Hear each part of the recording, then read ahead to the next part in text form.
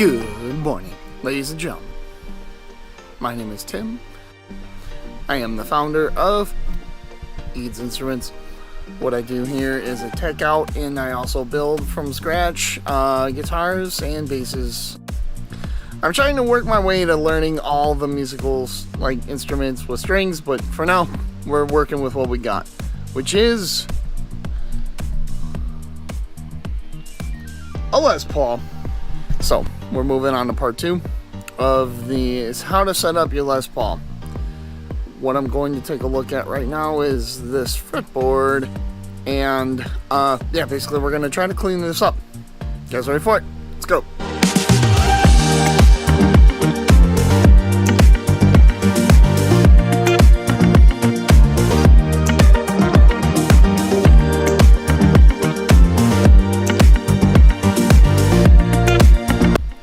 So, one thing we want to keep in mind with this. So, whenever I see grimy fretboards, I always revert to this.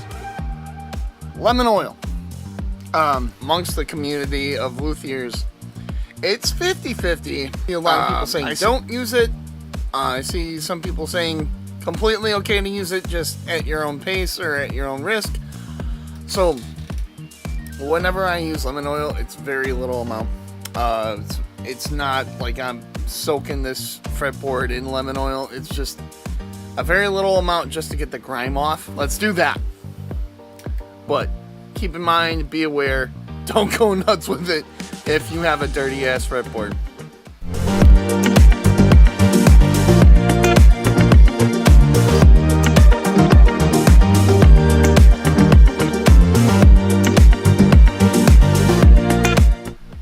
Now I'm gonna focus on getting out the grime, like, you know, on the outsides of the Fretwire.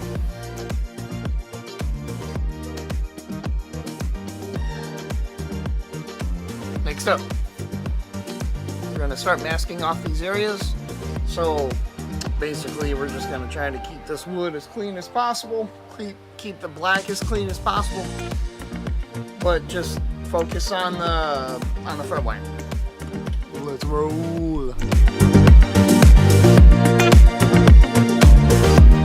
What you saw me do there was basically take I softened up some of that adhesive.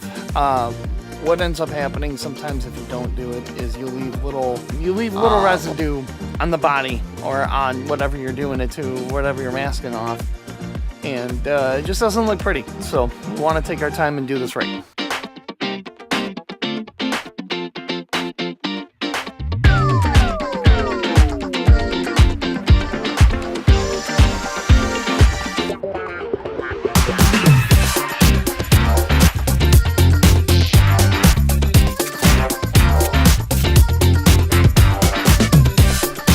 See, we got areas masked off here.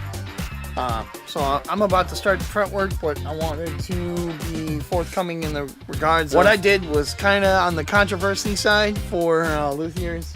I taped going long ways versus going, you know, sideways. So I know people that do it both. So, you know, for what it's worth, you know, I think the conventional and the traditional way is going sideways like that, but also doing something that way requires a whole different set of tape, which I don't have. So this is gonna have to do. So the next step is we're gonna mark these front wires with Sharpie. Also going to be forthcoming, the neck relief on here right now is at 0. So I did that from the previous video. Everything was marked out at 0. Even after the strings were released, simulate string tension here is set. So we're good. Let's do it. Okay, so now that we have our Sharpie marks, our neck relief is at 0. We're gonna start the leveling process. This doesn't really take too long, but I'm not sure how level the frets are, so we're just gonna find out on this. Let's roll. Before I begin, using my own leveling beam. This is 3/4 inch plywood, and I'm using 600 grit sandpaper.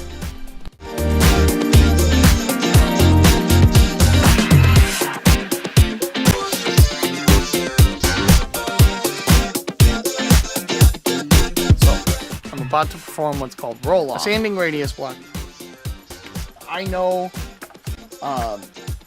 Les Pauls have a straight 12-inch radius, but other guitars like Fenders and Jacksons and other guitar brands have compound radiuses, which means that, you know, where the radius is at the nut is different than the radius at the heel. But I know this is a straight radius, so I'm gonna just work my way up. I'm gonna make a few passes.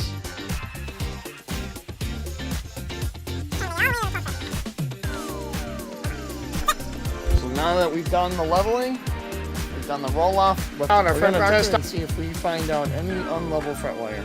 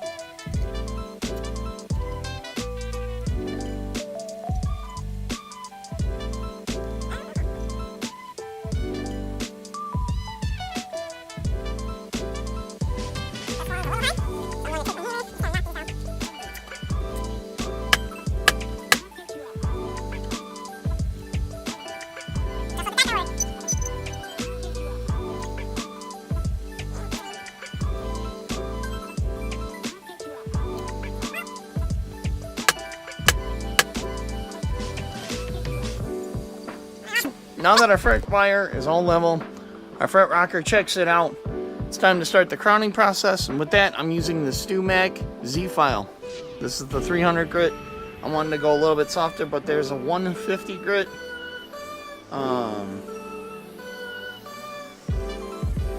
What I'm doing right now is I'm putting another Sharpie line on here. When I started out, the crowning file that I bought was more like a U. And the deeper that I got into being a luthier,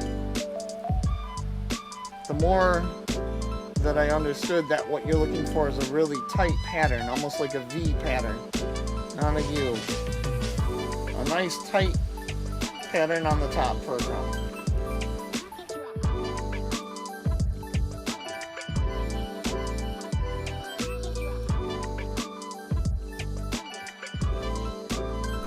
So, for those of you, the StewMag Z file, this is the original design, so it's definitely different, and it's built with the intent of really kind of keeping that pattern nice and tight. This is the original profile. There's also a center profile. The original one has more like a different kind of shape. If you're interested, I would say do some research on it. It's hard. I'm not that great at explaining that kind of stuff.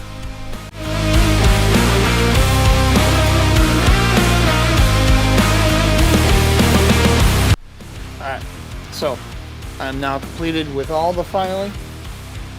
Got the level done as well, so it's got a nice little tight crown on each of these fret wires. Next stop, we're going to polish these up.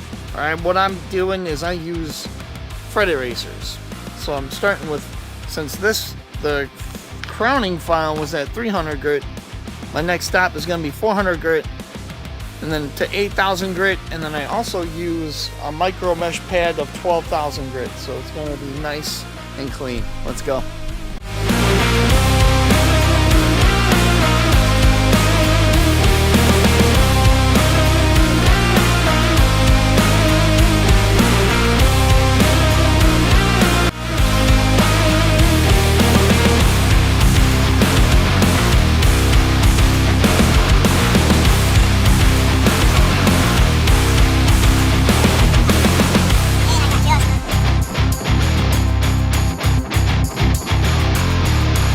On that note, that is the conclusion of the fretwork portion of this video series.